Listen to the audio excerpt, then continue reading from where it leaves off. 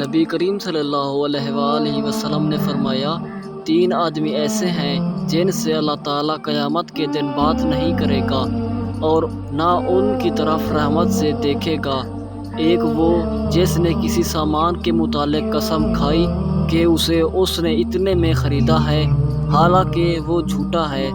دوسرا وہ شخص جس نے عصر کی بعد جھوٹی قسم اس لیے کھائی کہ کسی مسلمان کا مال ناحق مار لے۔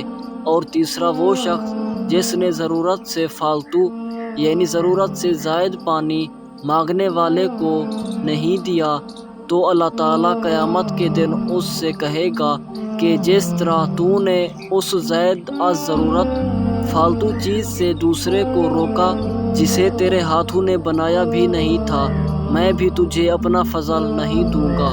صحیح بخاری حدیث نمبر 7446۔